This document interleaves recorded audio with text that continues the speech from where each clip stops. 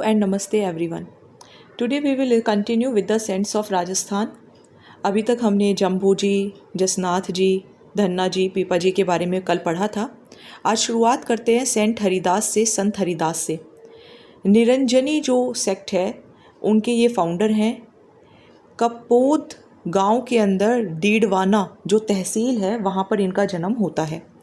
Original name था इनका हरि सिंह सांखला और पहले ये प्लंडरर थे, लेकिन सन्यासी के ज्ञान की वजह से, उनकी टीचिंग्स की वजह से इनकी लाइफ बदल गई। 1513 एडी में इन्हें एनलाइटनमेंट प्राप्त हुआ या इनके ज्ञान की प्राप्ति हुई और इनका नाम हरिदास हो गया। निर्गुण भक्ति का इन्होंने प्रचार प्रसार किया, सोशल एविल्स के खिलाफ रहे। अलख निरंजन या हरि निरंजन जो डिवाइन है वो इसी सेक्ट में कहा गया है। इनके जो भी स्पिरिचुअल थॉट्स हैं वो एक बुक है, मंत्र राज प्रकाश या फिर हरि पुरुष की वाणी, इनके अंदर लिखे हुए हैं। एंड इन्होंने अपनी जो बॉडी है वो भी कब छोड़ी? डीडवाना के अंदर ही। एक बार दोबारा से हम रिवाइज करेंगे। संत हरिदास निरंजनी सेक्ट, डीडवाना के अंदर जन्म होता है। रियल नेम हरि सिंह सांखला था। पहले ये प्लंडरर थे, लेकिन सन्यासी ने इनकी लाइफ चेंज कर दी। इनको ज्ञान प्राप्ति हुई, एनलाइटनमेंट हुआ और हरिदास इनका नाम हो गया। निर्गुण भक्ति यानी कि गॉड की कोई आइडल वर्शिप नहीं करने की ज़रूरत है, दैट इज़ निर्गुण भक्ति। सोशल एवल्स के खिलाफ थे। अलख निरंजन या हरि निरंजन जो हैं डिवाइन को कहा गया है। इनके जो भी थॉट्स हैं वो एक दो बुक्स हैं, मंत्र राज प्रकाश एंड हरि पुरुष की वाणी, उसके अंदर आपको मिलेंगे। डीडवाना के अंदर ही इन्होंने अपने शरीर को त्याग दिया। नाउ कम्स दादू दयाल। दादू दयाल जिनको राजस्थान का कबीर कहा जाता है। फाल्गुन शुक्ल अष्टमी को 1544 एडी में अहमदाबाद गुजरात में इनका जन्म होता है। वृद्धानंद जो थे उनसे इन्होंने दीक्षा प्राप्त की और फिर ये सांबर आ गए 1568 एडी के अंदर।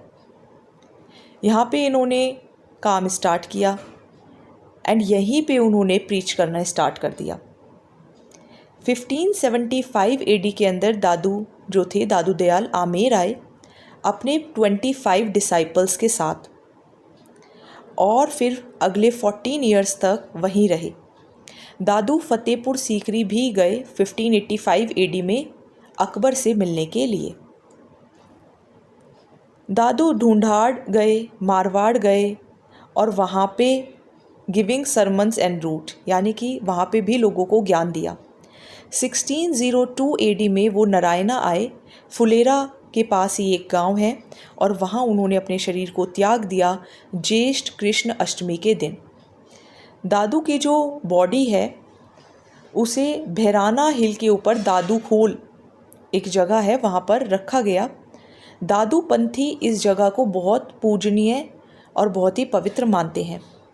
दादू अपनी टीचिंग्स जो हैं वो ब्रह्म पे दी है, जीव पर दी है, जगत पर दी है, मोक्ष पर दी है और सद्धु कदी यानी कि एक बहुत ही साधु कड़ी या जो भी है एग्जैक्ट हिंदी में उनके उस लैंग्वेज के अंदर इन्होंने समझाया है।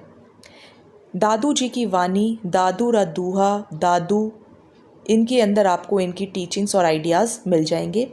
ये कबीर की तरह ही रिफॉर्मिस्ट थे, बिलीव करते थे कि अल्टीमेट जो है मतलब ज्ञान ही प्राप्त करना है। दादू रिचुअल्स के खिलाफ थे, कास्ट सिस्टम के खिलाफ थे, आइडल वर्शिप के खिलाफ थे, ऑर्थोडॉक्सी के खिलाफ थे। इनके कुछ डिसाइपल्स जैसे कि गरीबदास, मिस्किन दास, सुंदर दास बखनाजी, रज्जब एंड माधोदास। सो ये हमने पढ़ा दादू दयाल जी के बारे में।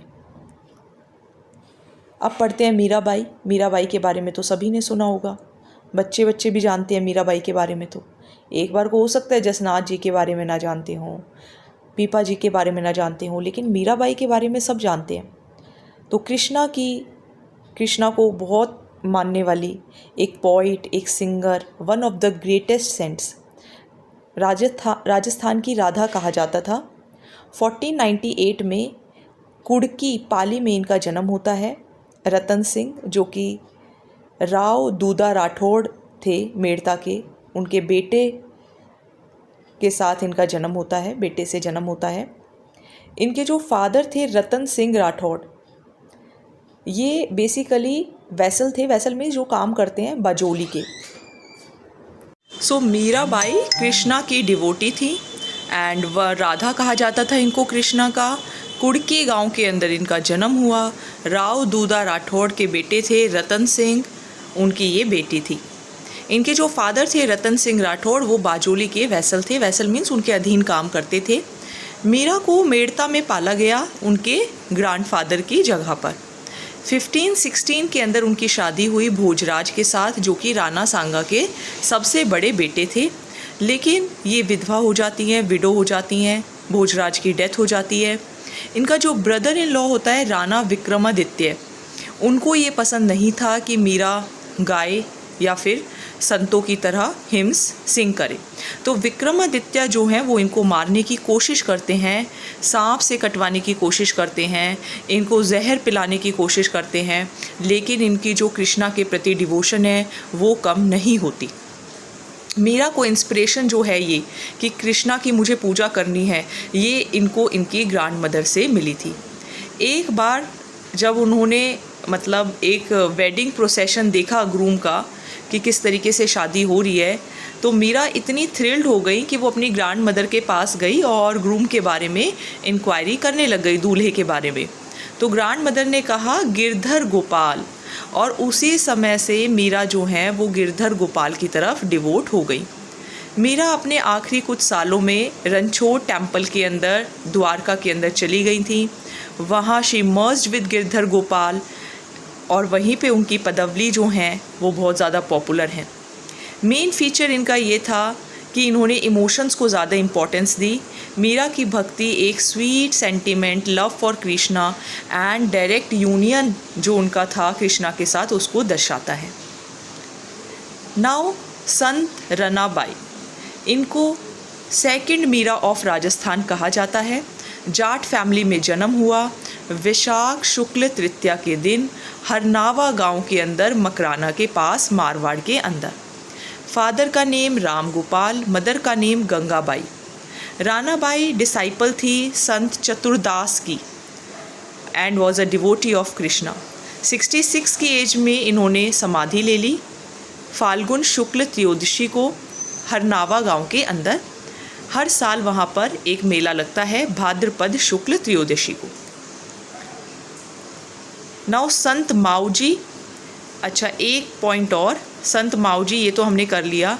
मीराबाई से पहले हमने दादू दयाल भी कर लिया है। संत हरिदास, हमारे लालदास जी और रह गए, इनको और हम पढ़ते हैं। लालदासी सेक्ट के फाउंडर। श्रवण कृष्ण पंचमी को जन्म हुआ धोलीदूब गांव के अंदर, अलवर के अंदर। फादर का नेम चंदमल, मदर का नेम समदा। दीक्षा ली इन्होंने गदन चिश्ती ऑफ तिजारा से, और उसके बाद इन्होंने धोलीदूब को छोड़ दिया और सिंह शिला के अंदर बंदोली गांव में रहने लगे।